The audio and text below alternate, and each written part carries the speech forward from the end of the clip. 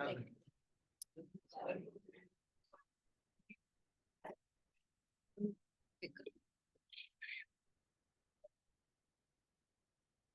પૂજ્ય 108 કન્યા બાવાસી સુરત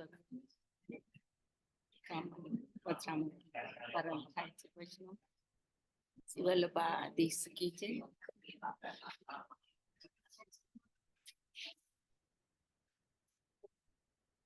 બહુજી છે બહુજી અમારા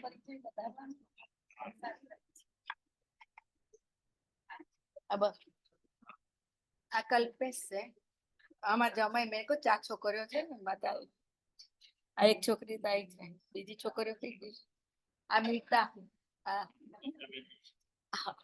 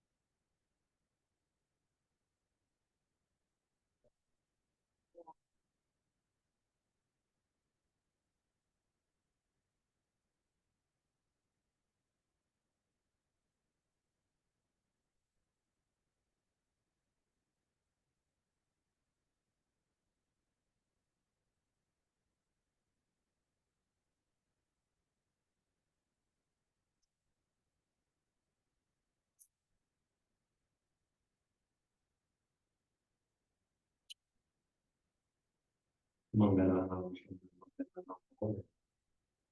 Upandanam Bhagyam Upulim Bayam Intasantan Intaro Yat Padam Mudrega Vianam Tan Jajajan Taraman Suru Yanam Pujantu Sarvadu Antiko Tamaham Sarvadavande Sriman Vajavananda Agyana Singanan Dasya Yanan Jana Salakaya Chakshurandam Yena Tasmai Shivadam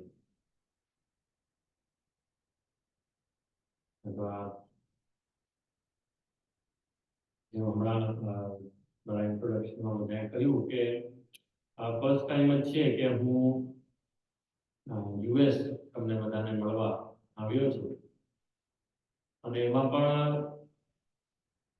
હવેલીની વાત કરીએ તો આ શ્રીજી મંદિર સાથે મારો સંબંધ તો આ ઝૂમના માધ્યમથી સ્થાપિત થયો જ હતો પહેલા અને એમાં જ્યારે કોરોનાના દિવસ હતા અને ત્યારે ઘણી વખત મળવાનું થયું ભાર્ગવ ભાઈનો પરિચય તો ત્યારે જ થયો હતો મારો અને પછી પ્રભુની કઈ એવી ઈચ્છા હશે આત્મીયતા એવી સ્થાપિત થઈ આપણી પછી વચ્ચે પ્રસ્તાવમાં પણ ત્યાં વડોદરા મળ્યા હતા અને પછી હવે આ અહીંયા ત્રીજી વખત ઠાકોરજીની ઈચ્છા છે તો અમે આવ્યા અને જ્યાં પણ અમે વિદેશ જઈએ એક વસ્તુની અમને બહુ ખુશી થાય કે જે વૈષ્ણવ સમાજ પોતાની વૈષ્ણવતાને જાગૃત અને હર્યું ભર્યું રાખવાનો પ્રયાસ કરી રહ્યો છે. જ્યાં પણ અમે જઈએ બધે જોઈએ કે બધા ખૂબ એફર્ટ કરતા હોય કે આપણી વૈષ્ણવતા ટકે, આપણા જે સંસ્કાર છે એ આગલી પેઢી સુધી પહોંચે અને તમને ઠાકોરજીએ કોઈના કોઈ પુરુષાર્થ માટે આ પરદેશમાં મોકલ્યા છે તો એ પુરુષાર્થની સાથે સાથે પ્રભુનું વિસ્મરણ ન થાય એ માટે પણ તમે બધા પ્રયત્નશીલ છો. એ બધું જોઈને અમને ખૂબ ખુશી થાય ખરેખર. અને ઘણીવાર અમે ઇન્ડિયાના વૈષ્ણવને કહીએ કે તમે બધા જેટલું કરો છો એટલે કે ઇન્ડિયા વાળા એના કરતા તો અમે જોયું છે કે વિદેશમાં વસનાર વૈષ્ણવ વધારે એફર્ટ કરી રહ્યા છે વૈષ્ણવતાને જાળવવાને એને ટકાવવામાં. અને ખરેખર અમને ખુશી થાય કે જેમ તમે બધા જે તમારું અમે ઇન્ડિયામાં જેને એનઆરઆઈ સીઝન કહીએ, બરાબર ને? તમે જાણતા હશો આ શબ્દને કે જે નવેમ્બર, ઓક્ટોબર, નવેમ્બર થી ને ફેબ્રુઆરી, માર્ચ સુધી એ તમે લોકો જે પણ બધા આવો છો એમાંથી જે અમારા પરિચયમાં વૈષ્ણવ છે એમાંથી 70 થી 80% વૈષ્ણવ કોઈના કોઈ આપણા પુષ્ટિમાર્ગીય તીર્થ હોય કે કોઈ પુષ્ટિમાર્ગીય ધામ હોય ત્યાં ગયા વગર છૂટતા નથી. એની અમને બહુ ખુશી થાય. ખ્યાલ આવે ને કે આજે ત્યાં તમે ઇન્ડિયા સુધી આવો તો મને ખ્યાલ છે કે દિવસ ઓછા પડે ને સંબંધી વધી જાય તમારે. બધા રાહ જોતા હોય, બધાને કઈ ના કઈ ઓબ્લિગેશન્સ હોય, તો એમાં પણ તમે ચેકલિસ્ટમાં નાથદ્વારા કે ચંપારણ કે જગન્નાથપુરી વગેરે રાખો છો એ વસ્તુની અમને બહુ ખુશી છે. કારણ કે જો હૃદયમાં ન હોય તો ક્રિયામાં ન હોય. ખ્યાલ આવે ને? આપણામાં કહેવાય આચાર વિચાર એ કહેવાય. તો એ રીતે જે મનમાં હોય ને એ જ ક્રિયામાં આવે. તો આ તમારા હૃદયમાં શ્રીનાથજી પધારે બિરાજે છે એનો જ પરિણામ એ છે કે તમે અહીંયાથી જ્યારે ઇન્ડિયા આવો તો તમે બધા કઈ ના કઈ આવા અલૌકિક કાર્યમાં કે અલૌકિક સ્થાનમાં જવાનો આગ્રહ રાખો છો. તો બસ પ્રભુને એક વિનંતી કરી અમે કે આ જે તમારા બધાનો આગ્રહ છે એ ક્યારે પણ તૂટે નહીં, એમાં ઉત્તરોત્તર પ્રગતિ થાય. અને સાચું કહું તો તમારામાંથી ઘણા લોકો જ્યાં પણ હું જતો હોઉં છું તો ઘણા લોકો મને કહે કે જે આપનો એકદમ અનિરુદ્ધ ભાવથી મેચિંગ અવાજ આવે છે. તો અમે બે ભાઈઓ છીએ અને ઘણીવાર હું હસીને કહું ને 2-4 વખત એવું કરી બી ચૂક્યા છે કે માનો પહેલા તો હવે તો મોબાઈલ છે એટલે આ ચાન્સીસ ઘટી ગયા, નહીં તો પહેલા લેન્ડલાઈન ફોન હતા તો ઘણીવાર આમ અનિરુદ્ધ ભાવ ને કોઈને કઈ નાની મોટી આજ્ઞા લેવી હોય તો એક બે જગ્યા પર એવું બી થયું છે કે મેં જ અનિરુદ્ધ ભાવ બનીને વાત કરવી છે. આમે વાળાને ખબર જ ના પડી કે અનિરુદ્ધ ભાવ નથી કનૈયા ભાવ સાથે વાત થાય છે. પછી દાદાને વાત કરું તો સહેજ કઈ વિનંતી હોય તો એ બાકી કઈ વિશેષ હોય તો ન જ આપીએ, પણ એટલું અવાજ મળે છે. અને ઘર તો ખેર પ્રભુ કૃપાથી પંચમ ઘર બેના છે જ, પણ એમના મુખેથી ઘણીવાર સાંભળ્યું હતું કે ભાઈ યુએસ ના વૈષ્ણવ આ રીતના છે અને દર વર્ષે આપશ્રી બી આમ તમને બધા પાસે આવવાના એક રાહ જોતા હોય કે પ્લાનિંગ કરતા હોય ડિસેમ્બર જાન્યુઆરી થી ચાલુ થઈ જાય આપશ્રીના. તો એ તો મને ખબર હતી જ કે અહીંયા ભાવ શૂન્યતા નથી, ભાવ પુષ્ટ છે અહીંના વૈષ્ણવનો. અને આજે અહીંયા તમને બધાને મળીને જોયું પણ કે ના ખરેખર આપણી જ બધી વાતોને ત્યાં આજકાલ એવી સ્થિતિ થઈ ગઈ છે કે ઘણીવાર બધા આજુબાજુમાં જોતા હોય કે પરમ કૃપાલ શ્રી વલ્લભ નંદન કોણ ગાશે. ઇન્ડિયામાં આવી સ્થિતિ થઈ ગઈ છે, પણ અહીંયા એવું નથી. તમે બધાના એ સંસ્કારથી ને તમારા બધાની ક્રિયાથી આવું છે એટલે આ વસ્તુ જાળવી રાખજો બધા. અને હવે જો આપણે વિષયની ચર્ચા કરીએ તો આ વૃત્રાસુર ચતુશ્લોકી જે વિષય મેં લીધો એ 4 શ્લોક છે. ચતુશ્લોકી એટલે આપણને ખ્યાલ આવે કે 4 શ્લોક છે આમાં. અને એક અસુરે કરેલી ઠાકોરજીને વિનંતી છે. વૃત્રાસુર થયા. આની આ કથા જે છે એ ભાગવતજીના 6થા સ્કંદના 9મા અધ્યાયમાં આવે છે. અને દેવો અને દાનવોના યુદ્ધ કઈ નવા નથી, થતા રહ્યા છે ને કદાચ આગળ બી થતા જ રહેવાના છે. તો એમાંથી એક યુદ્ધમાં આ વૃત્રાસુરને ત્વષ્ટાએ એટલે કે બ્રાહ્મણે, હતા બ્રાહ્મણ પણ આસુરી સ્વભાવના હતા, એમણે પ્રગટ કર્યા હતા ઇન્દ્રના વધ કરવામાં. અને ખૂબ શક્તિશાળી હતા, એવા હતા કે એમને જોઈને બધા દેવતાઓ ગભરાવા લાગ્યા. પણ એ શરીર એમનું અસુરનું હતું, યોનિ એમની અસુરની હતી, પણ જીવ એમનો અલૌકિક હતો, દૈવી હતો. આજે હમણાં જ આજકાલ છે ને યંગસ્ટર્સ બધા ક્વેશ્ચન્સ એવા કરે ને કે આપણે લોકો છે ને કન્ફ્યુઝ થઈ જઈએ. એવી રીતના ક્વેશ્ચન હોય. હવે જેમ હમણાં હું એક જગ્યાએ ગયો તો જયપુરમાં, તો અબ્રોડના જ વૈષ્ણવ હતા એ લોકો. તો એમનો એક યંગ છોકરો હતો 30-32 વર્ષનો. એટલે મને કે જે મારે આપને એક ક્વેશ્ચન પૂછવો છે. તો ભાઈ બોલો, પૂછો. કે જેટલા પણ આપણા બધા અવતાર થયા ઠાકોરજીના, વામન હોય, કૃષ્ણ હોય, રામ હોય, બધા ઇન્ડિયામાં જ કેમ થયા? ખ્યાલ આવે ને કે હવે પૃથ્વી તો આખું છે, હવે અત્યારે બી અમેરિકા તો હશે જ, કે ભૂમંડળ તો હતું જ, તો બધા ઇન્ડિયામાં જ કેમ થયા? હવે આ તમને કોઈ પૂછે તો શું જવાબ આપો? કે હવે આ તો ઠાકોરજીની ઈચ્છા શું છે, પણ એક ક્વેશ્ચન આપણે આવી વસ્તુ છે પણ આ જ જવાબ કે પ્રભુ છે, માલિક છે, એની ઈચ્છા ત્યાં પ્રગટે. પણ આવા જવાબથી છે ને પછી યંગસ્ટર સેટિસ્ફાઈ નહીં થાય.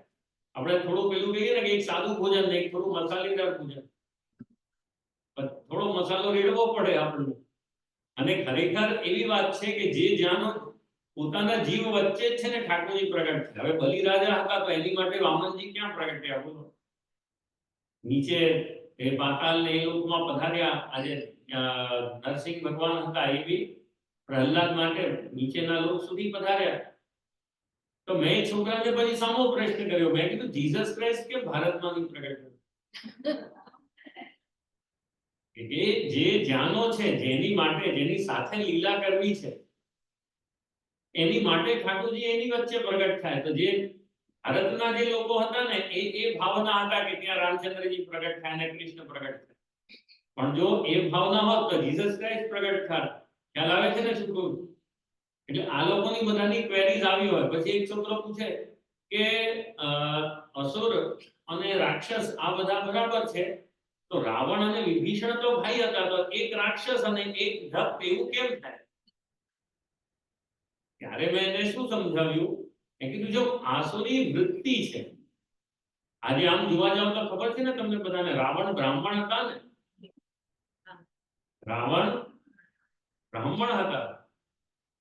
તો એ કોઈ સમાજ એવું એવું નથી કે ભાઈ વાણિયા કે બ્રાહ્મણ કે ક્ષત્રિય. આસુરી એક વૃત્તિ છે. અને જે કુલમાં જનરલી પ્રગટ્યા હોય એનાથી રિલેટેડ હોય. તો અમે પણ એને જ સમજાવ્યું કે પેલા રાવણ હતા એ આસુરી વૃત્તિનો હતો, અને વિભીષણ હતો એ ભક્તની વૃત્તિનો હતો. તો આમાં પણ જે વૃત્રાસુર છે એનો પ્રાગટ્ય થયો છે દેવતાના વધમાં. ઇન્દ્રને હરાવવા માટે એને પ્રગટ કરવામાં આવ્યા યજ્ઞમાં.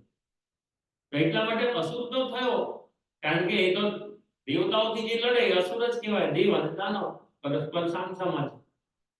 એટલે થયો અસુર, પણ એ હતો પ્રભુનો ભક્ત. એટલા માટે એને કહ્યું કે આ ઇન્દ્ર છે ને એને મને હરાવવા છે. એ વૃત્તિ તો મારા મિશન જ આ છે મારા લાઈફનો. પણ છતાં હું એવી ઈચ્છા રાખું કે આજે ઇન્દ્રના હાથમાં વજ્ર છે ને, એ વજ્રમાં ઠાકોરજીની શક્તિ છે. ઇન્દ્ર મને હરાવી શકે એવો નથી, પણ આ જે વજ્ર છે ને એ ઠાકોરજીનો છે, અને ઠાકોરજીના વજ્રથી મારી મૃત્યુ થાય.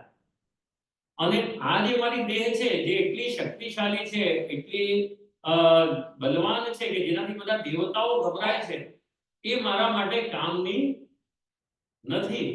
કેમ? કારણ કે હું એનાથી પ્રભુને પામી શકતો જે વસ્તુ જે જગ્યા કે જે સંબંધમાં પ્રભુ બિરાજતા હોય એ આપણા માટે સારું, અને જે સંબંધ કે જે જગ્યામાં ઠાકોરજી ન હોય એ આપણા માટે નુકસાન ખ્યાલ આવે ને, એ ભક્તનો સાચો કર્તવ્ય છે. આજે આપણામાં કુંભદાસજીનો પરમ આવે ને કીર્તન કયો, જે અકબર પાસે ગયા,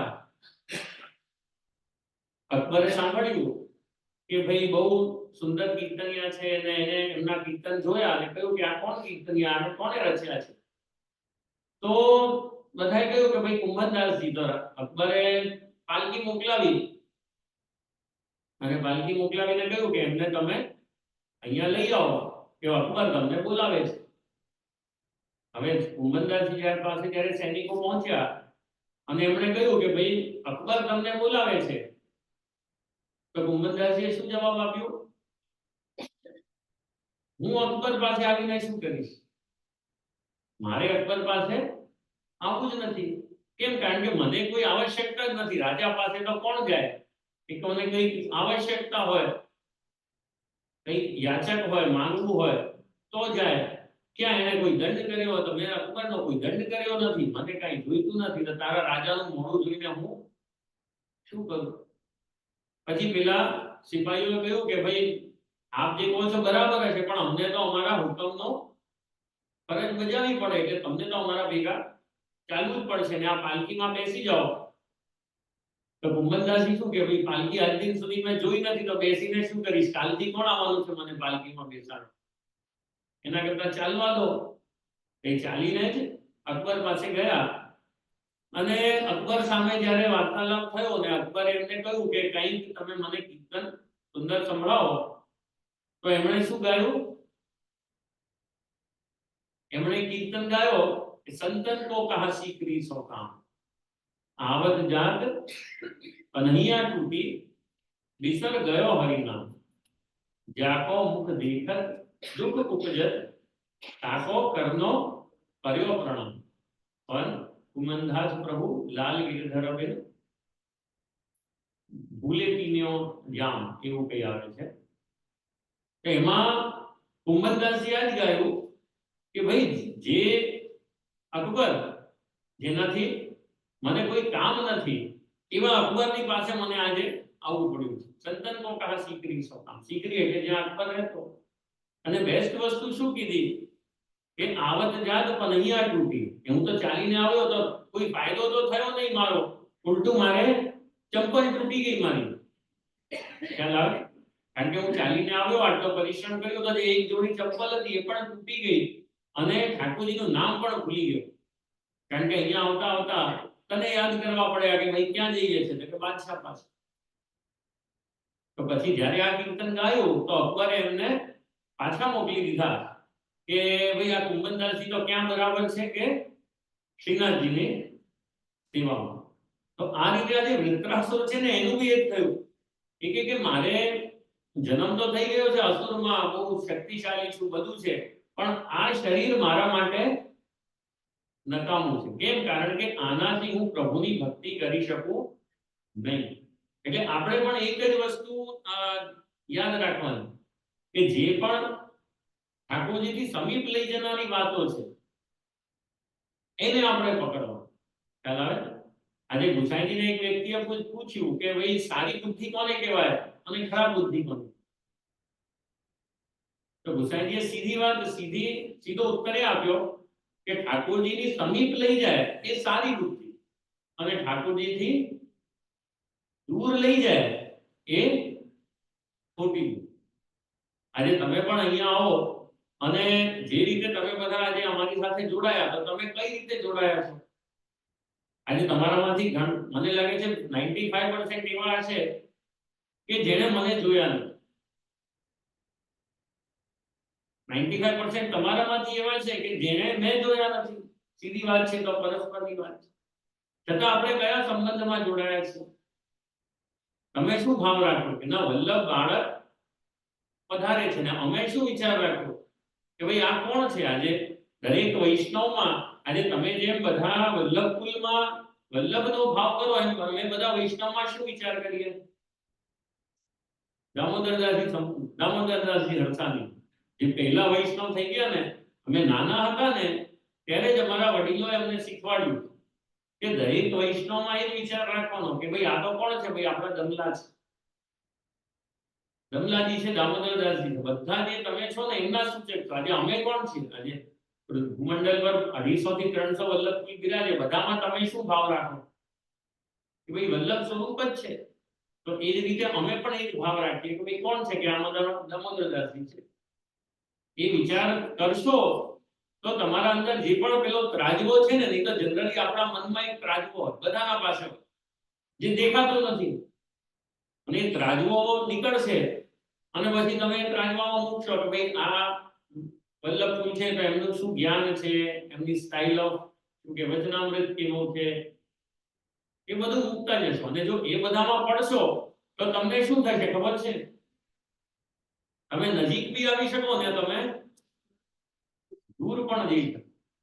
અને જો તમે માત્ર ને માત્ર એક ભાવ રાખશો કે વલ્લભના બાળક છે ને, જે અમે સાંભળી રહ્યા છે એમના મુખથી સાંભળી રહ્યા છે, તો તમારા મનમાં ક્યારેય પણ અભાવ આવશે નહીં. આ વસ્તુ હંમેશા, એટલા માટે મેં શું કીધું, કુબુદ્ધિ ને સુબુદ્ધિ, આ બેમાં ફરક શું છે કે સુબુદ્ધિ જે છે એ તમને ઠાકોરજીની નજીક લાવે, કુબુદ્ધિ તમને ઠાકોરજીથી દૂર લે. તો આમાં વૃત્રાસુરે પોતાની બુદ્ધિ એનો સૂચન પહેલા શ્લોકમાં આપ્યો છે. 4 શ્લોક છે, ચતુશ્લોકી એટલે 4 શ્લોક. અને એમાં 4 શ્લોકમાં જેમ આપણા ચતુશ્લોકી છે ને મહાપ્રભુજી દ્વારા રચિત, કયું છે? સર્વદા સર્વ ભાવેન ભજનીયો વર્જાદિક સ્વસ્યાય મેવ ધર્મો હિ નાન્ય ક્વાપી કદાચન. એ મહાપ્રભુજી દ્વારા રચિત ચતુશ્લોકી છે. અને એમાં છે ને 4 શ્લોકમાં 4 વસ્તુ બતાવી છે: ધર્મ, અર્થ, કામ અને મોક્ષ. મહાપ્રભુજી દ્વારા રચિત ચતુશ્લોકીમાં. એ જ રીતે આ જે વૃત્રાસુર ચતુશ્લોકી છે ને એમાં પણ આ 4 વસ્તુ બતાવી છે: ધર્મ, અર્થ, કામ અને મોક્ષ. આ 4 પુરુષાર્થ છે જે આપણે બધાએ કરવા જોઈએ. આજે આપણે ધર્મનું પાલન બધાએ કરવું જોઈએ. અર્થ એ બધા ઈચ્છા રાખે કે આપણે ભેગું કરીએ.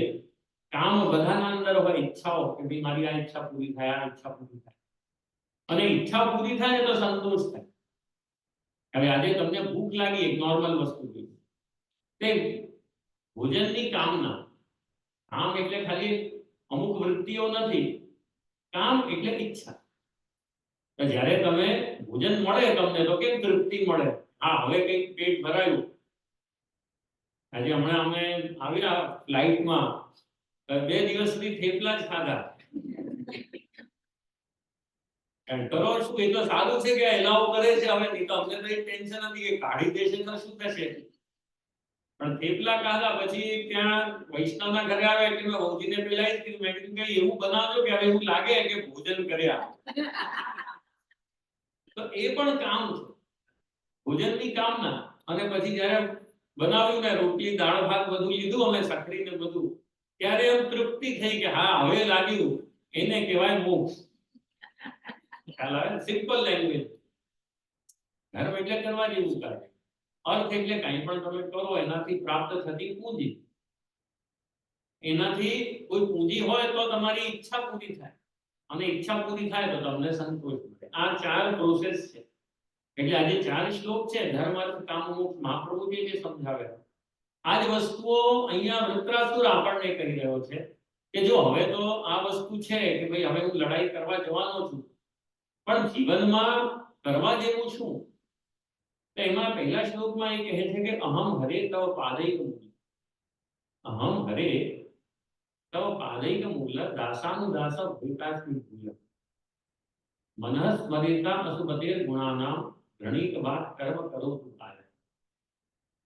એટલે શું કહે છે કે અરે હરિ, હે હરિ, હું તમારા ચરણારવિંદના, અહમ હરે તવ પાદૈક મૂલ, તમારા ચરણારવિંદના દાસાનુદાસ ભવિતા સુધી, દાસોનો પણ દાસ થાવ. અને મનઃ સ્મરેતા અસુપતેર ગુણાનામ, દાસનો દાસ બનીને શું કરવું? ખ્યાલ આવે ને? દાસનો દાસ થઈ ગયો હોય. ઘણા લોકો હોય કે બ્રહ્મ સંબંધ લે ને પછી ગાયબ થઈ જાય. જ્યારે અમે બ્રહ્મ સંબંધ આપીએ વૈષ્ણવને કે બાળકોને, તો ત્યારે અમે એમને જ કહીએ કે બાળકો એવું નથી. ઘણા લોકો કહે કે હવે બ્રહ્મ સંબંધ લીધું એટલે હવે પૂરું, બસ થઈ ગયું જે કરવા જેવું હતું. તો અમે બાળકોને જ કહીએ કે બાળકો આ તો છે ને ઊંધી વાત કરો છો. બ્રહ્મ સંબંધ લીધું એટલે કાંઈક કરવું પડે. સ્કૂલમાં એડમિશન લો ને પછી સેકન્ડ ડે થી એબ્સેન્ટ તો એક્ઝામમાં બેસાડે નહીં બેસાડે. એટલે અહીંયા વૃત્રાસુર શું કહે છે કે મને આપના દાસનું દાસ થવું છે. અહમ હરે તવ પાદૈક મૂલ દાસાનું દાસ ભવિતાસ્મિ વિપુલ. કારણ કે હવે આ શરીર મારા કામનો નથી, એટલે મારે આનો ત્યાગ કરી દેવો છે. તો ત્યાગ કરીશ તો મારે શું કરવું છે? કે આપના દાસનો પણ દાસ. આજે તમે બધાને ખ્યાલ છે, પેલા વડીલો અમારે નાના હતા ને તો એક ચીખલી ગામ છે ને સુરત પાસે, તો ત્યાં ચીખલી ગામના એક વૈષ્ણવ હતા. એને છે ને પત્ર લખવાનો બહુ શોખ હતો. હવે તો પત્ર અહીંયા અમે ખુશ થયા, આમના ઘરની બહાર મેલ બોક્સ છે, બધું છે. અમેરિકામાં, ભારતમાં મેં હું અવજીને જ કહેતો હતો કે ભારતમાં છે ને ઘણી વધારે ચેન્જીસ આવી ગયા. આ મેલ બોક્સ તો દેખાતું જ નથી હવે ત્યાં. એમના ત્યાં જોયા, એની સાથે ફોટો પડાવ્યો, પછી ખબર પડી એમની મેલ બી છે અંદર કઈ, એ તો ચેક નથી કર્યું. પણ ચીખલીનો એક વૈષ્ણવ એ અમને છે ને વર્ષે મહારાષ્ટ્રીને 4-5 વખત પત્ર લખતા. એમનું આવે મોટા ઉત્સવ પર ને આ રીતે જન્મ દિવસ હોય, એમાં છેલ્લે દા. એમ લખે. એ જે વૈષ્ણવનું નામ હતું એ હતું, પછી દા. અમે તો બહુ નાના હતા, 8-10-15 વર્ષના. એટલે અમે પિતૃચરણને પૂછ્યું કે આ શું છે? દા. બાકી લિખતી લખે, કઈ બી લખે. પછી ત્યારે મહારાષ્ટ્રીએ સમજાવ્યું કે દાસાનું દાસ.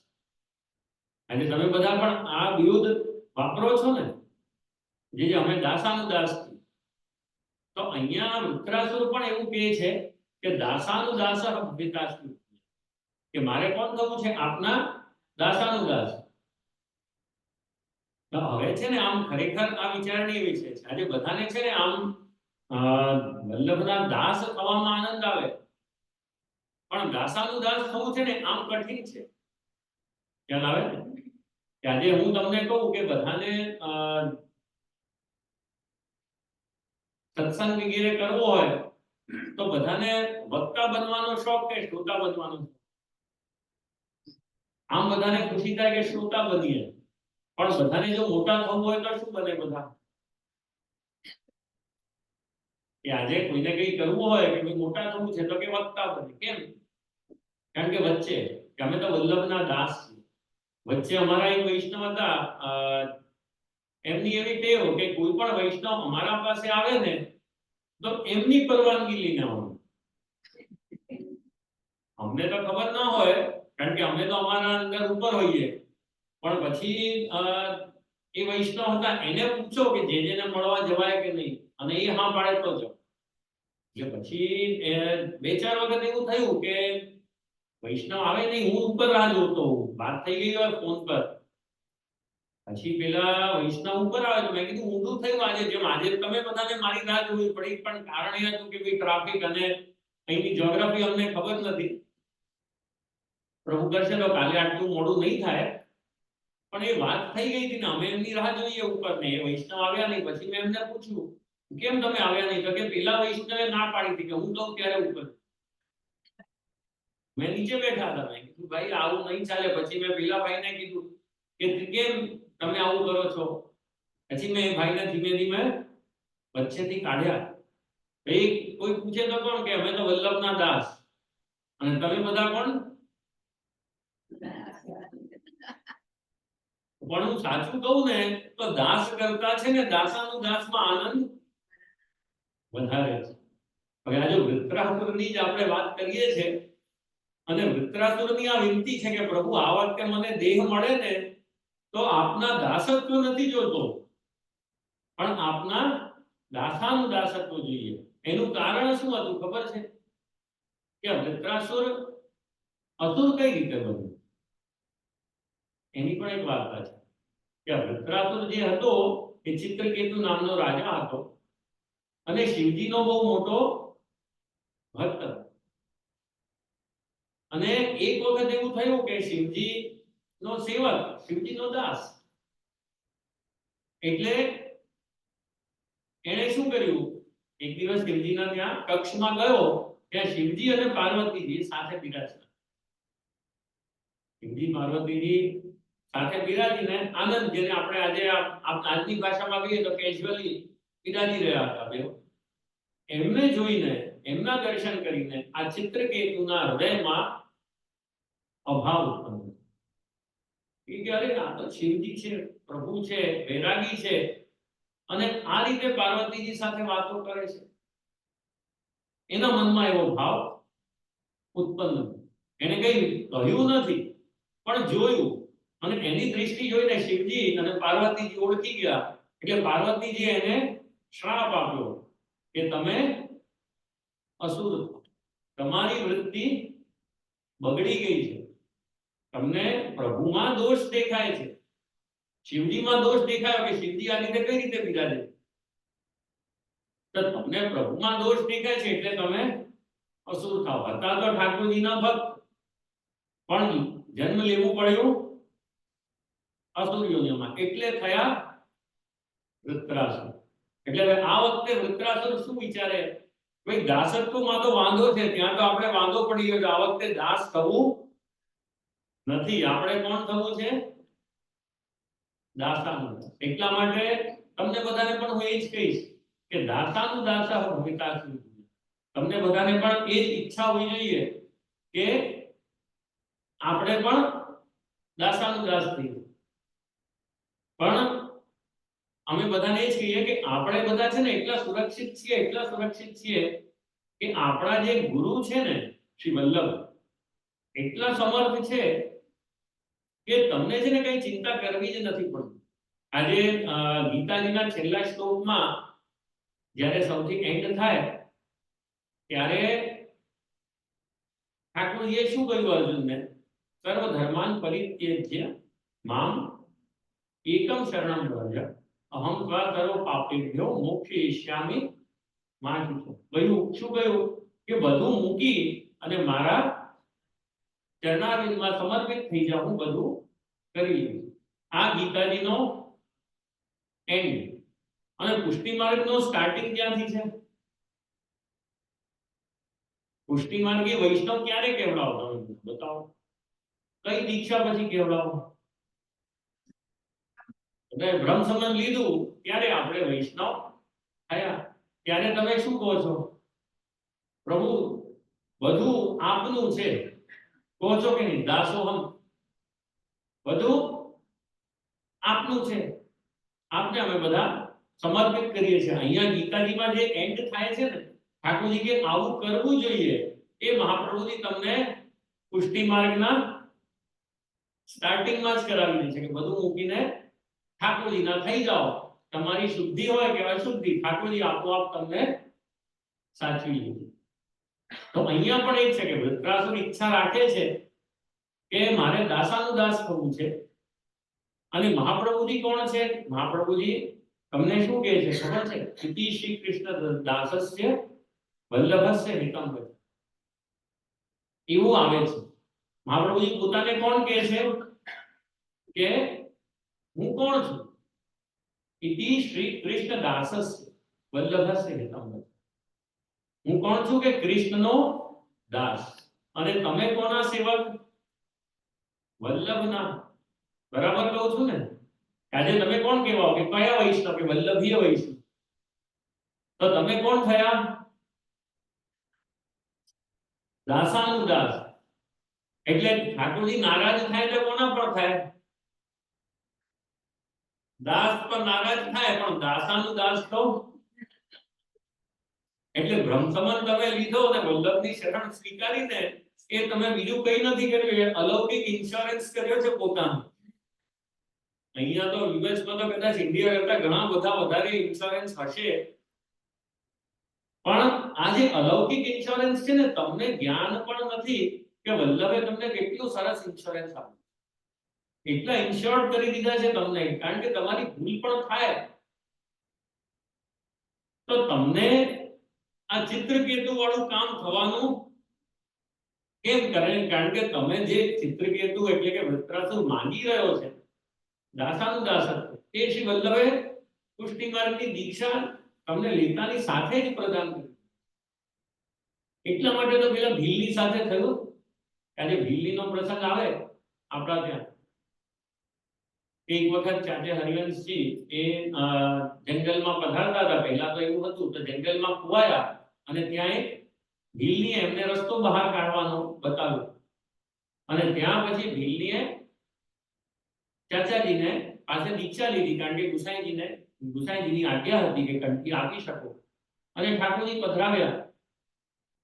પણ એ ભીલની હતી કે જેને કાંઈ કોઈ પણ પ્રકારના આચાર વિચાર નહીં, ને ન સ્નાનનું બરાબર જ્ઞાન, ન એઠણ જૂઠણનું જ્ઞાન. ભૂખ ધરતી થઈ ગઈ તો પછી અહીંયા થાય શું કે ઠાકોરજીને ભોગ ધરે પણ એને એઠણ જૂઠણનું ખ્યાલ નહીં. તો શું થતું કે પ્રભુને જૂઠણ ધરતી. આજે આપણામાં એમ કહેવાયું છે ને ક્યારે પણ અર્ધભુક્ત નહીં ધરવાનું. ક્યારે પણ તમારે અર્ધભુક્ત એટલે અડધું ખાધેલું હોય એમાંથી વધે એ ક્યારે પણ પ્રભુને ભોગ આપવું જોઈએ નહીં. પણ એને એ જ્ઞાન નહીં. તો ભીલની હતી, આચાર વિચાર કોણ શીખવાડે? તો પોતાનું એટલું ભોગ કરી દે. તો ઠાકોરજીએ ગુસાઈજીને આજ્ઞા કરી કે આ ચાચાજી મને ફસાવી આવ્યા છે. તારા ચાચાજીને કે પહેલા જો પધરાવે તો આચાર વિચાર તો જોઈ લે, આચાર વિચાર સમજાવીને પધરાવે. કે શું થયું પ્રભુ? તો કે આ રીતે મને ભીલનીના ત્યાં પધરાવી દીધા છે અને એ તો મને એટલું ભૂખ ધરે છે, મને એનું એટલું ખાવું પડે છે, એટલું આરોગું છું એમ. ગુસાઈજીએ વિનંતી કરી કે પ્રભુ ચાચાજીને હું કહી દઈશ કે પેલી ભીલનીને જઈને આચાર વિચાર બધું સમજાવે, પણ આપ તો સર્વ સામર્થ્યશાળી છો, આપ કેમ એનું એટલું કરો? ખ્યાલ આવે ને કે ઠાકોરજી તો ના પાડી શકે કે ના મારે ન કરવું, આ તો એટલું છે. આપ એમ આજ્ઞા કરો છો કે પેલી ભીલની મને એટલું ધરે છે ને મારે એટલું અરોગવું પડે છે, તો આપ એટલું નહીં અરોગો. તો ત્યારે જે ઠાકોરજીએ આજ્ઞા કરીને ખરેખર આપણા માટે આમ રોમાંચ ઉભા થઈ જાય જ્યારે પણ આ પ્રસંગ હું યાદ કરું. અને અક્ષય શું આજ્ઞા કરી કે હે ગુસાઈજી હું નહીં અરોગર એના હાથનું આ એટલું, પણ ભોગ ધરતી વખતે શું કહે છે કે ગુસાઈજીની કાનીથી, મહાપ્રભુજીની કાનીથી આ ભોગ અરોગો પ્રભુ. એટલે એના આચરણ તરફ હું ધ્યાન આપતો નથી, પણ આપની કાની તરફ ધ્યાન આપું. એટલે આપની કાનીથી અમને કાચું ધરે કે મને એટલું ધરે, હું એને પ્રેમથી આપું. એટલે તમે લોકો બધા વિચાર કરો કે દાસાનું દાસત્વમાં આનંદ કે દાસત્વમાં આનંદ? ખ્યાલ આવે ને શું કહું છું? એટલે જે પેલો વૃત્રાસુર માંગી રહ્યો છે કે મને દાસાનું દાસા ભવિતાસુ, એ પ્રભુ આપના દાસાનું દાસ થાઉં, એ વસ્તુ તો વલ્લભે તમને પીરસી દીધી છે, પહેલા જ તમને આપી દીધું છે કે જે વસ્તુઓ મહાપુરુષો માંગે છે. પણ આપણે ઘણી વખત એવું થાય ને કે પેલી કોઈ બહુ સારી વસ્તુ આપણને સહજમાં મળી ગઈ હોય તો એનું મહત્વ ના ખબર. એટલે જ્યારે પણ આપણે ક્યાંય પણ હોઈએ આપણે છે ને મહત્વને ધ્યાન કરીને રાખવું. આજે ઘણીવાર લોકો આવે આપણી પાસે, આજે તમે તો વ્યવસ્થામાં છો બધા, તો આ વસ્તુનો અનુભવ કરતા હશો કે જ્યારે હિંડોળા વગેરેના દર્શન થાય ને ત્યારે, હવે અહીંની તો ખબર નથી, અહીંયા તો કદાચ થોડું બધું ઓર્ગેનાઇઝડ વેમાં થતું હશે, પણ ઇન્ડિયામાં બધું ચાલે. અને એમાં પણ હિંડોળા વગેરેના દર્શન હોય તો વધારે ભીડ હોય તો પછી ધક્કા ધક્કી લાગવા કરવા એ બહુ નોર્મલ થઈ વાત છે.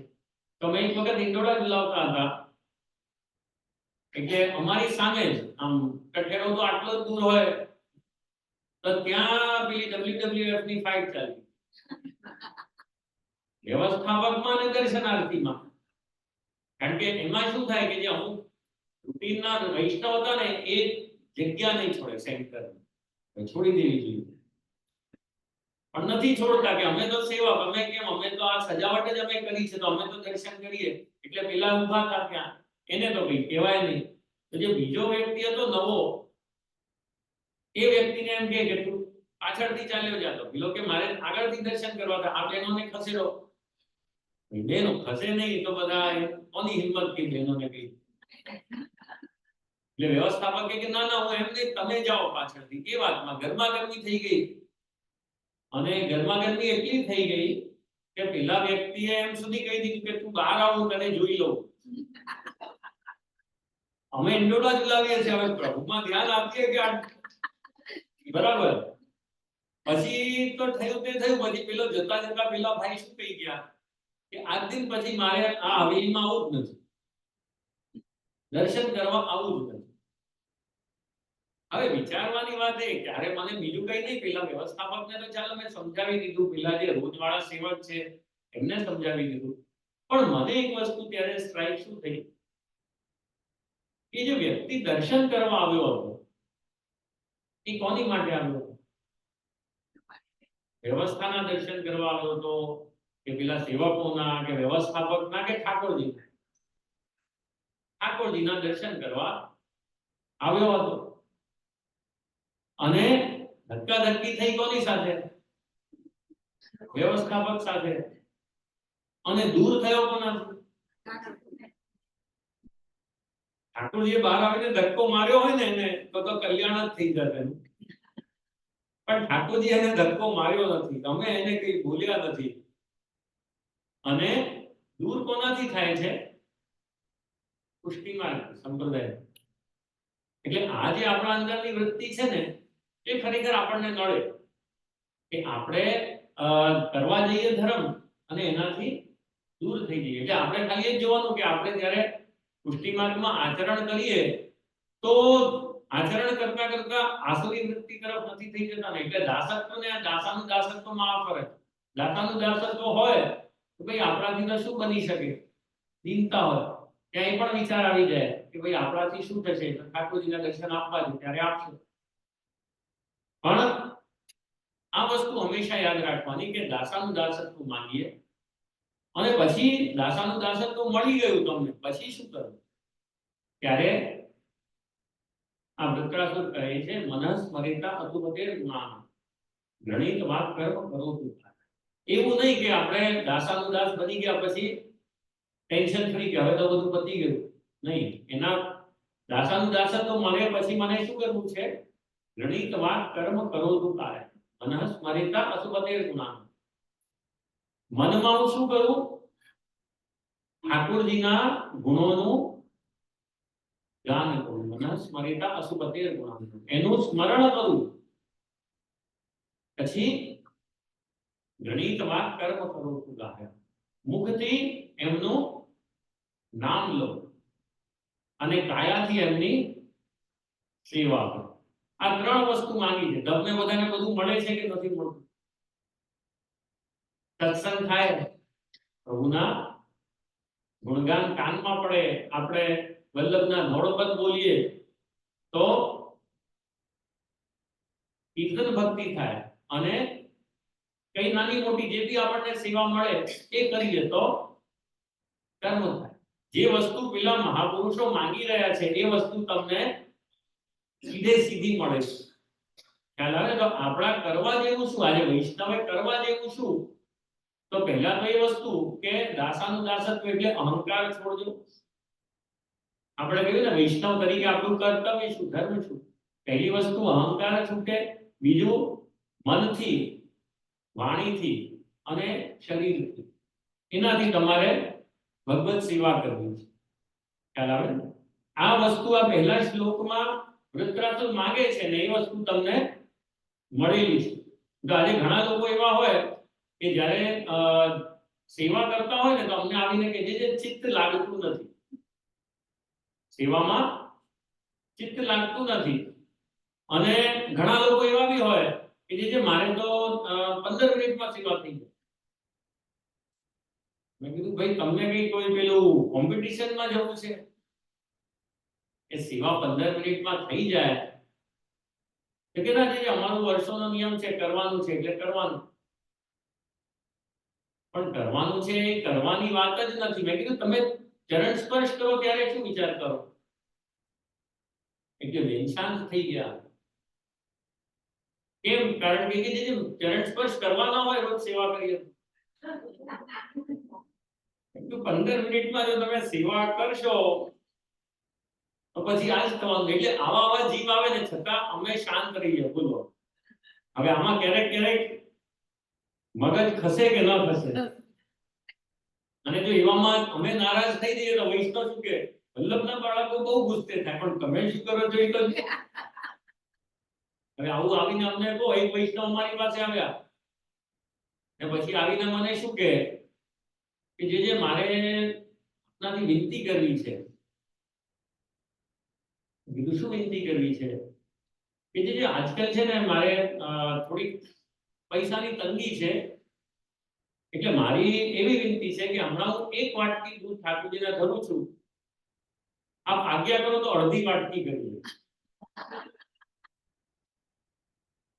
આવી આજ્ઞા લેવા અમારી પાસે વૈષ્ણવ આવતા હોય. એટલે મેં પછી ભાઈને પૂછ્યું, મેં કીધું ભાઈ તમારા ઘરે સ્કૂટર છે? કે હાજી એ તો છે ને. ચલાવો છો?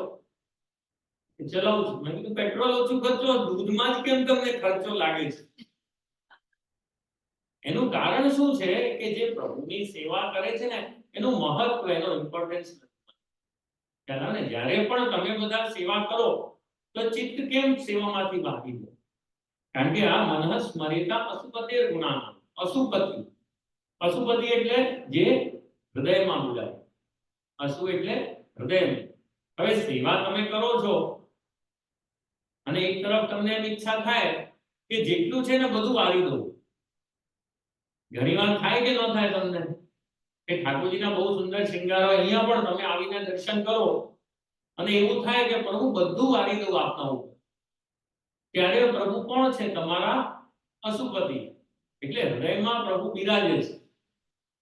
અને ઘણી વખત કેવું થાય કે જે માં ભાઈ સેવા કરતા કરતા પેલું વાટકી ધરે છે, પણ આખી વાટકી જોઈને એને શું યાદ આવે છે?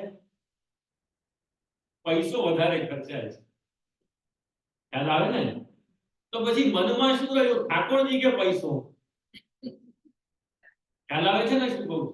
સેવા કરો છો પણ મનઃ સ્મરેતા અસુપતે ગુણાન.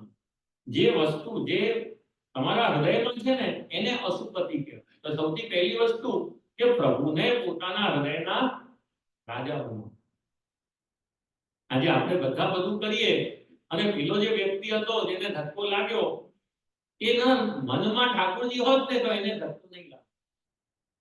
આજે આપણે બધા વ્રજમાં જઈએ ને કાંટો વાગે તો શું કહો બધા? વાગે ને કાંટો પરિક્રમામાં તો શું ભાવના કરવાની? એટલે અમને જે અમારા સંસ્કાર શીખવાડેલા છે વડીલોએ, કારણ કે અમે બી પરિક્રમા કરતા ને નાનપણમાં બહુ કાંટા વાગતા, તો અમે કહીએ કે કાંટા વાગ્યા તો અમને નાના હતા 85 ની યાત્રા થઈ ગઈ અમારા ઘરે. હું તો 7-8 વર્ષનો જ હતો. તો બહુ કાંટા વાગતા, કારણ કે રમવા જઈએ અમે લોકો, પછી મમ્મીજી પાસે આવીને કહીએ કે કાંટો વાગ્યો, તકલીફ થાય છે. તો અમારા મમ્મીજી શું કહે કે આ કાંટા વાગે ને તો સારી વાત છે. કેમ? કે આપણા કોઈ ખોટા કર્મ હોય ને એ વૃદ્ધમાં આવીને કાંટો ચૂભે એટલે એ કર્મ તમારા ઠાકોરજી આ સુડીનું દુઃખ સોયથી એ રીતે મુક્ત કરાવતા. ત્યારથી આ વાત અમારા મનમાં બેસી ગઈ છે. તો આજે બી અમે પરિક્રમા કરીએ ને કાંટો વાગે તો અમને એ થાય કે કાંઈક થયું હોય છે જેનું.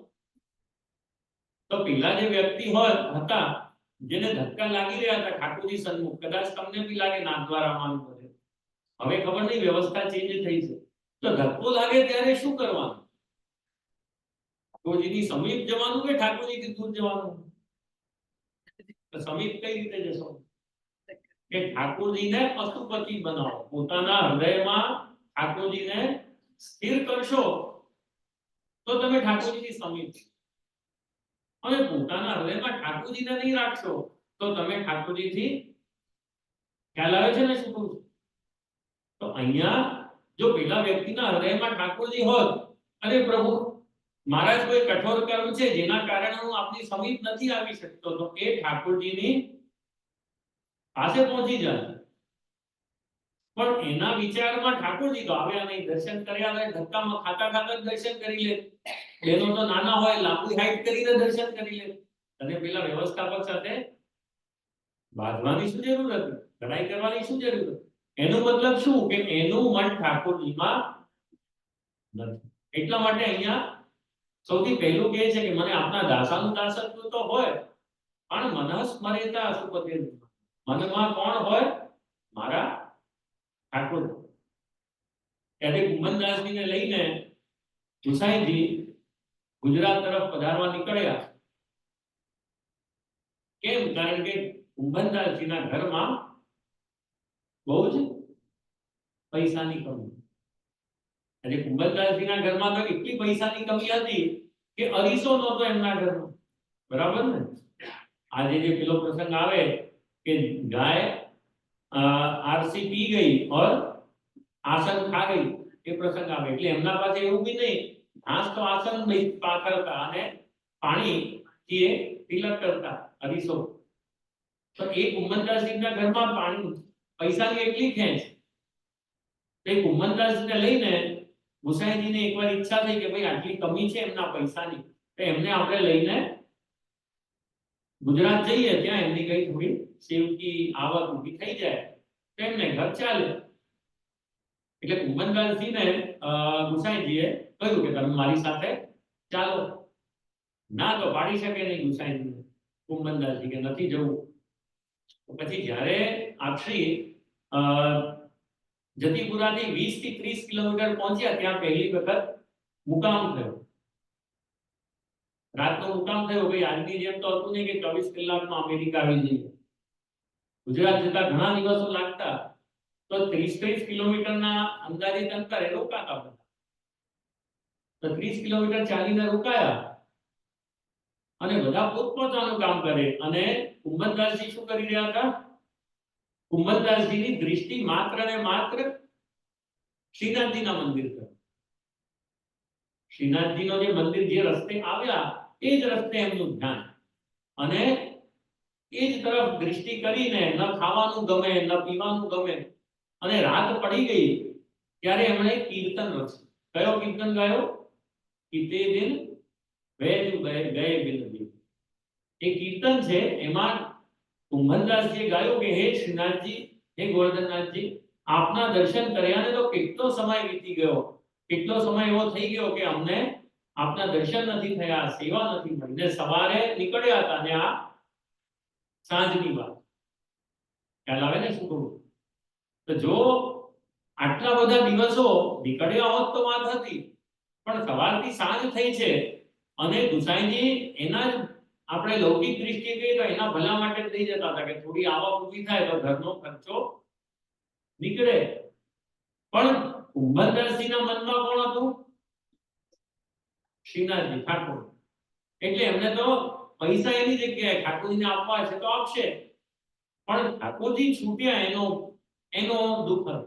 એટલે એમણે તરત આ કીર્તન ગાયું, કિતે દિન વૈજુ ગયે બિન દેખ. અને જ્યારે ગુસાઈજી આ કીર્તન સાંભળ્યું એટલે તરત કહ્યું કે કુંભનદાસજી તમે પાછા જાઓ. તમે તો આપણે પેલું કયું ગીત છે ને, ये दुनिया ये महफिल तेरे काम की नहीं. ભાઈ આ તમે આ સાંસારિક પૈસા અને લક્ષ્મીને માટે નથી બન્યા, તમે તો ઠાકોરજી માટે બન્યા. એટલે ત્યાંથી કુંભનદાસજી પાછા નીકળ્યા, પાછા શ્રીનાથજીની સેવામાં. તો આ નાની વસ્તુ શું સૂચવે કે મનસ્મરિતા અશુભતેર ગુણાન. હંમેશા આપણે આપણા હૃદયમાં જે બિરાજે છે ને એના ગુણનું ચિંતન કરતા રહેવું. ખ્યાલ આવે? આજે તમે બધા પણ સેવા કરો તો સેવામાંથી ચિત્ત કેમ બહાર આવી જાય?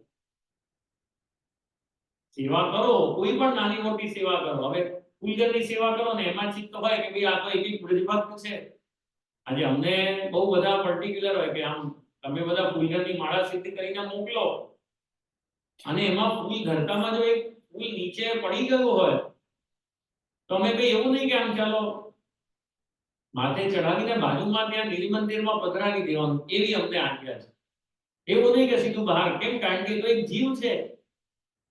વ્રજભક્ત છે કે જે કદાચ ચાલો નીચે પડી ગયો તો પ્રભુને નહીં કરીએ, પણ કમસે કમ એને ઠાકોરજીના દર્શન થાય એ માટે નિજ મંદિરમાં તો રાખો. એટલા માટે અમારે આમ ફૂલ પડી જાય ને અંદર, તમે માલા સુધી કરીને મોકલો, તો અમને એવા સંસ્કાર છે કે અમે સીધા નથી કાઢી દીધા. એ નીચે ફૂલ પડ્યો તો માથે ચડાવીને નિજ મંદિરના એક ખૂણામાં પધરાવી દઈએ. પછી જ્યારે બીજા દિવસે થાય તો એ કેમ? કારણ કે બધામાં આપણને એક સત્ય હોવું જોઈએ, અનસ્મરિતા અસુપતે, કે આ ફૂલનું તો સદભાગ્ય છે કે ઠાકોરજીની સેવા સુધી તો પહોંચ્યું.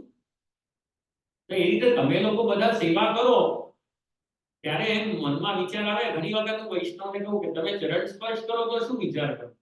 આજે તમારામાંથી કેટલાના ઘરે પ્રભુ બિરાજે? હું તો જો ફ્રેન્કલી એટલો પરિચિત નથી, પણ 6-8-10 ઘરે તો હશે ને. તો ચરણ સ્પર્શ કરો ત્યારે શું વિચાર કરો? કે આમ જ કરી લો?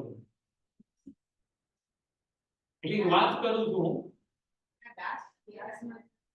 એટલે જ્યારે પણ તમે છે ને ચરણ સ્પર્શ કરો, આજે રોજ અલગ અલગ વિચાર કરવાના. ક્યારેક એ વિચાર આવે કે બ્રહ્માજી આ ચરણારવિંદને, આ સ્વરૂપને ઓળખી શક્યા નથી, અને એ ચરણારવિંદ આજે મારા ઘરમાં આપ બિરાજમાન કરીને રાખો છો. પ્રભુ એવા ચરણના અમે સ્પર્શ કરીએ અને બ્રહ્માજી જેવા નહીં થઈએ કે જે આપના સાચા સ્વરૂપ ને નહીં સમજી શકે. આ વિચારથી ચરણ સ્પર્શ કરો તો આનંદ આવે કે ન આવે? સિમ્પલ કરો એના કરતા કે પ્રભુ અમે બ્રહ્માજી જેવા ન થઈએ કે આપના સાચા સ્વરૂપને નથી ઓળખતા, એ વિચારથી ચરણ સ્પર્શ કરો. એક વિચાર, એક દિવસ એવો વિચાર કરો કે પ્રભુ આ તો 3 ડગમાં આપણે તો પૃથ્વી આકાશ પાતાલ ત્રણે આપણે નાપી લીધા, અને મારા આટલા નાનકડા ઘરમાં, એમાં પણ આટલી નાની જગ્યામાં બિરાજો છો. કે આપ જ, આપની જ કૃપા છે ને આ ચરણારવિંદ મારાથી ક્યારેય પણ નહીં છૂટે. આવો વિચાર કરીને ચરણ સ્પર્શ કરો તો આનંદ આવે કે ન આવે? એટલે આવા કંઈ ના કંઈ પ્રભુના ગુણોનું ચિંતન, મનસ્મરિતા અસુપતે. આજે જ્યારે તમે સેવા કરો, કોઈ પણ ક્રિયા કરો, તો મન ક્યાં રાખવું? એમના ગુણગાનમાં, એમની લીલામાં, એમની વાતોમાં, એમના. એટલા માટે ધોળપદની એક પરંપરા છે.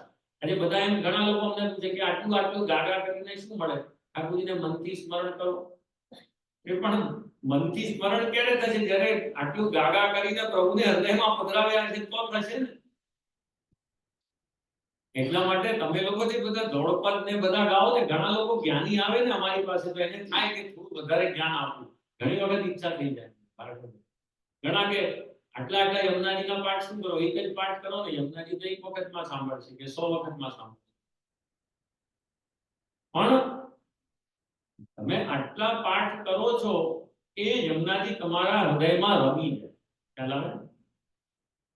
તમે એમ નહીં માનતા કે 1 વખત કરો કે 100 વખત. 100 વખત કરશો એ વ્યક્તિ અને 1 વખત કરશે એ વ્યક્તિમાં ફરક રહેશે ને. આજે હું તમને કહું કે અમને છે ને વચ્ચે આમ બધી પ્રકારની સેવાની ટેવ પાડીએ અમે, તો એમાં બાકી બધું તો ફાવી જાય, પણ એક વિષય ફાવતો નથી. કયો? સામગ્રી. અમુક સામગ્રી ફાવે, પણ એમાં સૌથી કઠિન કઈ? તવા સેવા, રોટલી બનાવવી. એટલે અમે વઘાર કરતા શીખી ગયા, દાલ શીખી ગયા, બધું શીખી ગયા. ચાલો પછી મુખ્યજી કે જે હવે સાચી પરીક્ષા છે. પછી લોટ બાંધતા બી આવડી ગયું ચાલો અમને. પછી અમે રોટલી કરતા શીખી ગયા. હવે બની જાય છે, વાંધો નથી. હવે પાછી પ્રેક્ટિસ ઉતરી ગઈ છે, એટલે હવે ગારંટી નથી આપતો, પણ હા ગોળ બની જતી રોટલી. પણ રોટલી ગોળ બની જાય તો અમે છે ને જ્યારે પણ તવા સેવા કહેવાય. ખબર છે? પુષ્ટિ માર્ગમાં દરેક વસ્તુનું એક વિશેષ નામ છે. કેમ કે આપણું મન ન બગડે. આજે આપણે કહીએ રોટલી બને છે ઠાકોરજી માટે, તો આપણું મન રોટલીમાં જાય. તો ઠાકોરજી રોગે એ પહેલા જ આપણે વિચારી લઈએ કે ચાલો આજે તો રોટલી ખાવી છે. એટલા માટે એનું નામ છે તવા સેવા. તે તવા સેવા કરતા અમે લોકો, તો અમારે શું કરવું પડે ખબર છે? કે પેલી તવા પર ક્યાં તો હું રોટલી બનાવું, ક્યાં હું રોટલી શેકું. કેમ? કારણ કે બનાવવા જાઉં તો રોટલી તવા પર હોય તો સળગી જાય, અને તવા પર ધ્યાન રાખવું તો બને નહીં મારાથી. તો ત્યારે મને એમ ખરેખર થયું કે આ બહેનોને ધન્યવાદ છે, સાધુવાદ છે. ત્યાં રોટલી બનાવી બી લે છે ને આટલા લોકોને ખવડાવી બી દે છે ને બધું કરી લે છે. પણ આ કઈ રીતે થયું? આ એક વખત એક જ રોટલી મારી જેમ બનાવી હોત તો તમે 100 રોટલી બનાવી એટલે રોટલી તમારા અંદર ઉતરી. આખો પ્રોસેસ તમારી. હવે તમે બતાવો કે એક વખત યમનાષ્ટક ને 100 વખતમાં ફરક શું? ત્યાં તો રોટલી શેકી જ શકો ને ત્યાં બેલી જ શકો. એટલે આપણે છે ને સતત ઠાકોરજીના ચિંતન, મનસ્મરેતા અસુપતિર ગુણા, સતત એમાં આપણા વિચારોને ઓતપ્રોત રાખવા પડે. તમે આમ થોડી વાર માટે ઠાકોરજીમાં રાખો, પછી ભાગી ગયું, પછી પાછું યાદ આવ્યું ત્યારે કર્યું તો શું થાય? પછી અમારી પાસે આવું જે મન સેવામાં લાગતું. થોડા જવાબ મળ્યા હશે તમને તમારી વાત કે કેમ મન ભાગી જાય. આટલી બધી લીલા છે ઠાકોરજીની, આટલા બધા ધોળપત છે. કોઈ પણ પ્રકારે તમે મનને ત્યાં ભાગવાથી રોકી શકો છો. મન છે એ તો ભાગશે જ. મનનું કામ છે ભાગવું. એને તમે એમ નહીં કહો મન તું ભાગ નહીં. આપણી ભૂલ જ કે આપણે મનને ભાગતા રોકીએ. મહાપ્રભુજી કે આપણે એમ નથી કહેતો વૃત્રાસુર કે મન મારું ત્યાં ચિત્ત સ્થિર થાય. એ શું કહે છે કે મારે મનને ઠાકોરજીના ચરણારવિંદમાં લગાડવો છે. ત્યાં લાગી જાય તો ત્યાં કરતો રહે. મનસ્મરિતા અસુપતે ગુણાનામ ગણિતવા કર્મ કરો તુટાય. કે આજે આપણે પ્રભુને હૃદયમાં પધરાવવા હોય તો એનો બીજો એક ઉપાય છે કે ઠાકોરજીની લીલાનું શ્રવણ અને કીર્તન. ત્યારે આજે અમે અને અમે અહીંયા બધે સાથે બેઠા છે. આમાં હું વક્તામાં છું, તમે બધા શ્રોતામાં છો. તમે પણ ઠાકોરજીને પોતાના હૃદયમાં ઉતારી રહ્યા છો અને અમે પણ અમારા હૃદયમાં ઉતારી. ખ્યાલ આવે? અમને એવું લાગે કે ખાલી તમે ઉતારો છો તો શું આજે હું બોલું છું એ હું સાંભળતો નથી? એ હું બોલી રહ્યો છું એ હું સાંભળી બી રહ્યો છું. કે આજે આપણામાં એવું આવે ને કે જ્યારે ઠાકોરજી વનમાં પધારતા તો બધી ગોપીઓ શું કરતી કે ઠાકોરજીથી દૂર, ઠાકોરજી તો વનમાં પધારી ગયા, આ ગોપીઓ બધી અંદર ગોકુલમાં, તો બધી ગોપીઓ શું કરે કે બેઓ સાથે મળી અને ઠાકોરજીના ગુણગાન કરતી કે પ્રભુ શું કરે કે માખણ ચોરી કરે, પ્રભુ આવું કરે, આજે હું મછલી ભરવા ગઈ ત્યાં ઠાકોરજી આવી ગયા.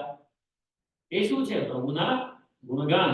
અને ભારે ઘડીએ એ વસ્તુ બહાર મુખમાંથી મુખાત ઉદ્ધૃતિ કર્ણયો પુનર્નિવેશ્યતે સમ્યક તસ્માત ભવતિ સુસ્થિરમ.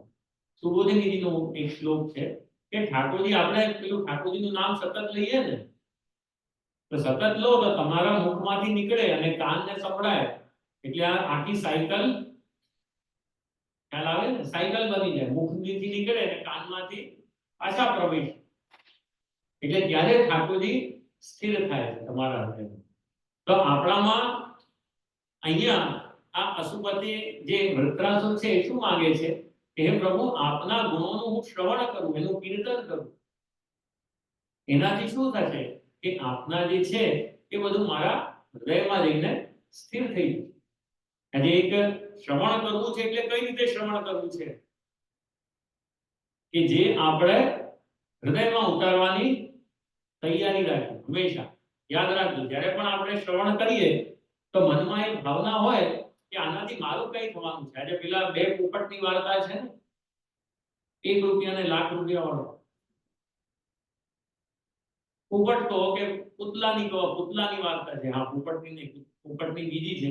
પુતલા હતા, બે સરખા પુતલા હતા. તેમાં જે પેલો હતો એનો શિલ્પકાર, એને આવીને રાજાને કહ્યું કે આ એક પુતલો છે એ 1 રૂપિયાનો છે અને એક પુતલો છે 1 લાખ રૂપિયાનો છે. બેવ સરખા, એકદમ સમાન. તો રાજાએ કહ્યું આનું ભેદ શું છે, ફરક શું છે? આ બે કે એક શિક્ષા આપે છે, એક નથી આપતો. પણ બે તો પુતલા હતા, તો પુતલા ક્યાંથી શિક્ષા આપે? પછી પેલાએ કહ્યું કે આ રાજા એક સુઈ છે એ આપ એક પુતલાના કાનમાંથી કાઢો, એનામાં કાનમાં નાખો એટલે પેલાએ સુઈ કાનમાં નાખી એટલે કાન આ કાનમાંથી નીકળી આમાંથી બહાર નીકળી ગઈ. પેલો કે કઈ વાંધો નહીં, બીજા પુતલામાં નાખો કે બીજા પુતલામાં એને નાખી તો એક સાઈડ થી નાખી ખરા પણ બીજી સાઈડ થી બહાર આવી અંદર અટકી ગઈ છે. રાજા કે આ શું થયું, આ કેમ બહાર નહીં આવી? કે રાજા આ જ સાર છે, એક પુતલો છે ને એના બે તરફ સ્થિત છે એટલે આમથી પ્રવેશે ને આમથી નીકળી જાય. હવે તમે બધા કેવું મારે કયો ભાવ? તો કે બીજો પુતલો કે બીજો જે પુતલો છે ને એનું કનેક્શન છે ને અહીંયા હૃદયમાં છે કે એ જે વસ્તુ અંદર જાય છે ને એ બહાર નીકળતી, એ સુઈ બહાર નીકળતી નથી કારણ કે એનું કનેક્શન હવે કયા છો ખબર નથી મને તો, પણ એટલે પેલાની વેલ્યુ 1 લાખ ને પેલાની વેલ્યુ એટલે આપણે જ્યારે પણ પ્રભુના ગુણોનું શ્રવણ કરીએ તો કયા પુતલા બનવું છે કે જેના અંદર પ્રવેશ તો થાય પણ એ સીધું હૃદયમાં જઈને અટકી જવું જોઈએ, જેમ પેલી સુઈ અટકી ગઈ. પહેલા પુતલા જેવા છે તો શ્રવણ તો થાય પણ એ બીજી બાજુથી નીકળી જાય. એટલે અહીંયા શું કહ્યું? મનસ્મરેતા, પહેલા તો સ્મરણ આપના ગુણો, બીજું ગણિત વાત આપના જે વાણી છે એનાથી આપનું ગ્રહણ કરો, ખાલી મનથી નહીં વાણીથી, અને ત્રીજું શરીર કર્મ કરો તું કાર્ય, આપના માટે કર્મ કરો. અરે નાનાથી નાની સેવા બી તો ઠાકોરજી માટે તમે કરો છો ને. આજે અહીંયા આવ્યા અને મંદિરમાં આવીને કદાચ આ વૈષ્ણવના ચંપલ બી તમે સુધારી કામ વ્યવસ્થિત રાખી દીધા ને તો એ ઠાકોરજીની સેવા. હંમેશા યાદ રાખજો, નાનાથી નાની શારીરિક કોઈ બી સેવા. આજે આપણામાં સૌથી મોટી સેવા કઈ કીધી છે? સોનીની સેવા કીધી, બુહારીની જે સેવા કરી. આજે ઘણા લોકો આવે અમારી પાસે આવીને કે જે મારા અંદર બહુ ગુસ્સો છે, મારા અંદર બહુ આળસ છે, મારા અંદર આ છે તે છે, તો અમે એમને શું ઉપાય બતાવીએ ખબર છે? એ લોકો આવે એ આશામાં કે કઈ અંગૂઠી આપશે કે આ પેલું આપશે આ આપશે, પણ અમે એમને કહીએ કે સુરતમાં તો એક અમને સુવિધા છે કે મહાપ્રભુજીના બેઠકની બિરાજે. અમે કહીએ મહાપ્રભુજીના બેઠકનીમાં જઈને તમે સોહનીની સેવા કરો, બુહારીની સેવા કરો. ગુરુના ઘરમાં જઈ અને બુહારી કરશો તો શું થશે કે તમારા અંદરની જે મલિનતા છે, જેમ આપણે ઘરને ચોખ્ખા કરવા માટે બુહારી કરીએ, એમ તમે મારી પાસે આવ્યા કે ગુસ્સો એક દુર્ગુણ છે એટલે મલિનતા છે, તો મલિનતાને સાફ કરવું હોય તો તમારે બુહારી કરવી પડે. એટલે વલ્લભના ઘરમાં જઈને બુહારી કરો. એટલે પુરુષો બી ઘણા આવતા અમારી પાસે કે જે મારે જોબનો ટાઈમ હોય, સવારે સેવા શરૂ થાય નહીં, હું નીકળું ત્યાર સુધી, તો મારે શું કરાય? તો અમે એમને શું કહીએ કે પ્રભુનું મંદિર સ્વચ્છ કરીને જાઓ. જે ઠાકોરજીના સીડી સિંહાસન સ્નાન તો કરવા જ છે, તો એક વખત અપરસમાં પ્રવેશ કરી સીડી સિંહાસન જે બી છે બધું વ્યવસ્થિત કરી બુહારી કરીને તમે નીકળી જાઓ. ઠાકોરજી જાગ્યા કે નથી જાગ્યા, તમારી સેવા ઠાકોરજી સુધી પહોંચી ગઈ. એ રીતે તમે અહીંયા હવેલીમાં આવ્યા અને માનો કઈ હવે જેમ અહીંયા આવી હમણાં પાછળ પ્રસાદ છે, તો ઘણા વૈષ્ણવ હશે કે જે કદાચ વચનામૃત નહીં સાંભળતા હોય. કેમ? કારણ કે તમારા બધાની સેવામાં લાગેલા, તો શું એને વચનામૃતનું ફળ નહીં મળે? એને ફળ અવશ્ય મળશે. કર્મથી, કાયાથી જે પણ થાય ઠાકોરજીની સેવા કરવી. આજે કોઈ સેવા નાની કે મોટી નથી, યાદ રાખો. કાયા આપણી ઠાકોરજીની સેવામાં લાગવી જોઈએ. આજે અમારા ત્યાં છે ને એક ભીતરિયા હતા કામનમાં, બાલભોગ. બાલભોગ ખબર છે તમને? બાલભોગ શબ્દ સાંભળ્યો છે? રસોઈ અને બાલભોગ એવું સાંભળ્યું છે? બે અલગ અલગ. દૂધઘર તો સાંભળ્યું હશે કે દૂધઘર થાય. આમાં છે ને આ જે અમારા નિધિ સ્વરૂપ છે ને, જૂના જે ઘરો છે ને, એમાં 3 રસોઈ, એક રસોઈ નથી હોતી. રસોઈમાં દાળ ભાત થાય, દાળ ભાત રોટલી શાક જેને આપણે સખડી કહીએ, એ રસોઈ ઘર કહેવાય. પછીથી દૂધ ઘર હોય જેમાં દૂધની બધી સામગ્રી બને. અને ત્રીજો પણ એક હોય, એને કહેવાય બાલભોગ. એમાં અનસકરી સિદ્ધ ખ્યાલ આવે. 3 રસોઈ હોય ઠાકોરજી. પણ હવે આપણા તમારા ઘરે પધારે એટલે 3 રસોઈ વાળા ઠાકોરજી કેટલી રસોઈમાં, કેટલી કૃપા. તમે વિચાર કરો, જ્યારે આ રસોઈ બી કરતા હો ને ત્યારે જો તમારા મનમાં આ વિચાર આવી જાય ને કે પ્રભુ આપનો તો આટલો ઠાઠ છે, 3 રસોઈ ઘર જોઈએ છતાં એક જ ચૂલ્હા પર બધું અંગીકાર કરો છો, કેટલી આપની કૃપા. આ વિચાર આવે તો સેવામાં આનંદ આવે, સેવાની બહાર ચિત્ત જાય. તો આ બાલભોગની સેવાની વાત છે કે અમારા છે ને અમે પણ એમને જોયા હતા, બાલભોગિયાજી હતા. એમણે 70 વર્ષ ગોકુળચંદ્રમાજીના બાલભોગ, 70 વર્ષ. અને ઠાકોરજીના બધા પ્રોટોકોલ એવા હોય, આપણે આ છેલ્લી જ વાત કરીએ છીએ હમણાં, પછી આગળ આપણે આરતીનો ક્રમ લેવો છે. પણ એ અમારા સેવાની ને બધી વાતો આવે તો જરા મન થઈ જાય તમારા બધા સાથે શેર કરીએ. પછી બાલભોગિયાજી હોય ને એ થોડું ઘી તેલમાં વધારે એમને કામ કરો. તો એને છે ને સેવામાં અંદર એન્ટ્રી નહીં. એવી રીતે હોય કામનમાં કે નિજ મંદિર છે ને, માનો પાછળ ગેટ છે, એવી રીતે ગેટ છે. તો બાલભોગિયાની એ ગેટની બહાર કારણ કે ગંદા હોય, કપડા ગંદા હોય ના, ત્યાં ઉભા રહીને મુખિયાજીને કે અમને થાળ ઝીલાવી દે અને પછી અમે સામગ્રી દો. નિજ મંદિરમાં એન્ટ્રી નહીં. તો આ બાલભોગિયાજી 70 વર્ષ એમણે સેવા કરી ગોકુળચંદ્રમાજી, માત્ર ને માત્ર બાલભોગ. તો પછી થોડા અનુભવી થયા એટલે એમને ઓફર કરવામાં આવ્યું કે તમે એવું કરો, બાલભોગ છોડી દો, સેવામાં આવો, સેવાના અનુભવ છે.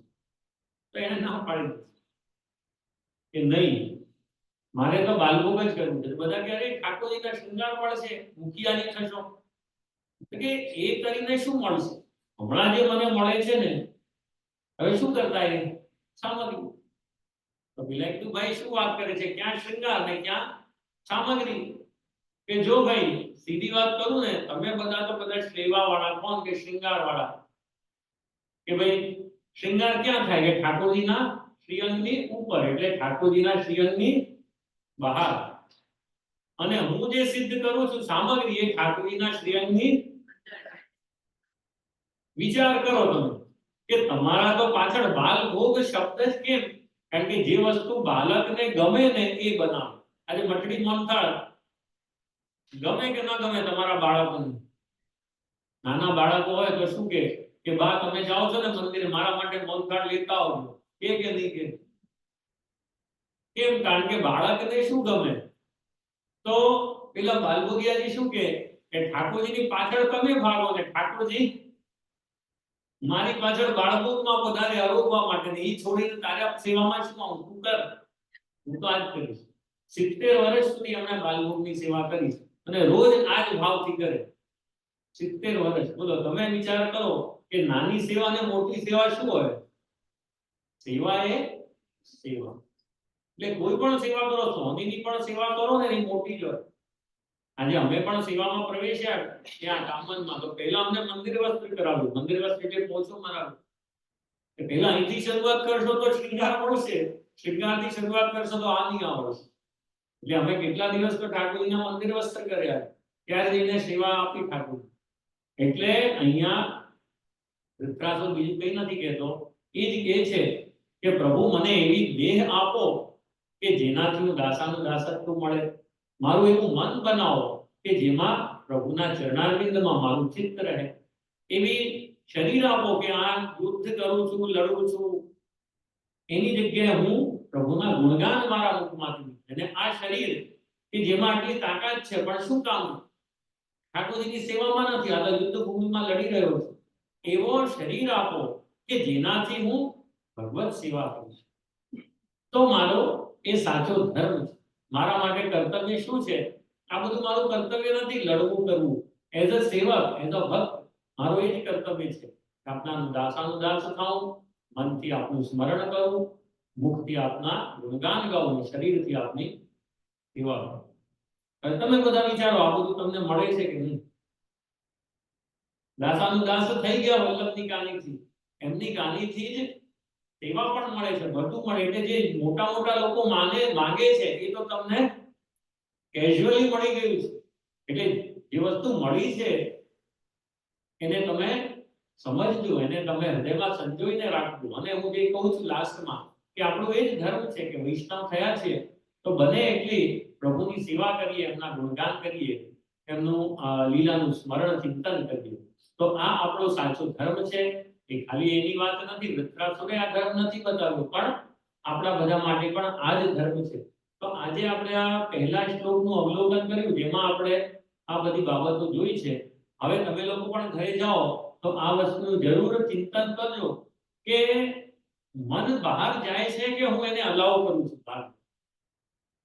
જો આપણે એને અલાઉ કરીએ ને કે તું ભાગ અને જવું હોય ત્યાં તું જા, તો એ કોઈ ઠેકાણે જાય.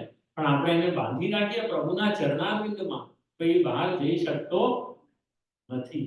એટલા માટે તમને પણ એ જ કહીશ, તવ પાદૈક મૂળ. એમ જે આ વૃત્રાસુરે કહ્યું એમ તમે પણ પ્રભુને એ વિનંતી કરજો, પ્રભુ આપના જ ચરણારવિંદમાં મારું ચિત્ત પણ રહે ને આપની જ હું સેવા કરતો રહું. તો આપણે સાચા સેવક બનીશું, તો આપણે આપણો સેવક ધર્મ એ સાચે નિભાવી શકીશું. અને છેલ્લે એ જ કહીશ કે ખૂબ આનંદ આવ્યો. તમે બધા બિન અનુભવી નથી, અનુભવી છો. અનુભવીની સાથે વાત કરવામાં વધારે આનંદ આવે. બિલકુલ પેલો આમ બિન અનુભવી હોય તો નાનાથી નાની વસ્તુ એને શીખવાડવું પડે. પણ તમે બધા વલ્લભની કહાનીથી ને જે પણ બધા વલ્લભ બાળકો પધારતા હોય છે, તમારા બધાની જે ગતિવિધિ ચાલતી હોય છે, એના હિસાબે અનુભવી વૈષ્ણવ છો. તો આ વસ્તુને બીજું કંઈ નથી કરવું, તમને આ વસ્તુને પુનરાવર્તન જ કરવું છે જે તમે લોકોએ આટલા વર્ષોથી સાંભળ્યું છે. તો બસ ખૂબ આજે પહેલો દિવસ હતો, ખૂબ આનંદ થયો તમને બધાને મળી. અને પ્રભુ કરશે તો પાછા કાલે પણ આવું જ છે. આ જ વિચારને આપણે આગળ વધારીશું. આજ માટે આપણે આટલું જ કહીને વિરામ લઈએ. શુભમ. વલ્લભા